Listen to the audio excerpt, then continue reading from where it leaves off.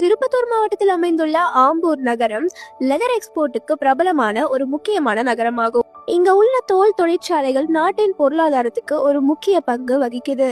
ஆனா உண்மையை சொல்லணும்னா ஆம்பூர் அப்படின்னு சொன்னாலே பெரும்பாலோருக்கு ஞாபகம் வர்றது பிரியாணி தான். அந்த சுவை, அந்த மசாலா மறக்க முடியாத ஒரு நினைவு கொடுக்கும். அதே போல அதோட சேர்ந்து இங்குள்ள மக்கன் பேடா என்னும் இனிப்பும் மிகவும் பிரபலமானது. ஆம்பூரின் வரலாற்றிலும் பல முக்கிய நிகழ்வுகள் நடந்திருக்கு. 18ஆம் நூற்றாண்டுல இங்க பெரிய 2 போர்கள் நடைபெற்றுச்சு.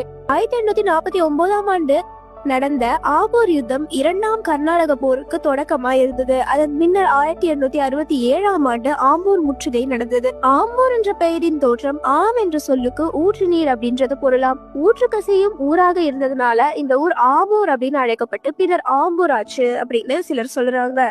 பழங்காலத்துல இது காட்டாம்பூர்னு அழைக்கப்பட்டதுன்னு சொல்றாங்க. ஏன்னா இந்த பகுதியில காடா இருந்ததுனால இந்த பெயர் வந்ததாகவும் சிலர் கூறுறாங்க. இந்த காரணங்கள் தான் இந்த பெயரின் தோற்றம் அப்படின்னு கூறப்படுது.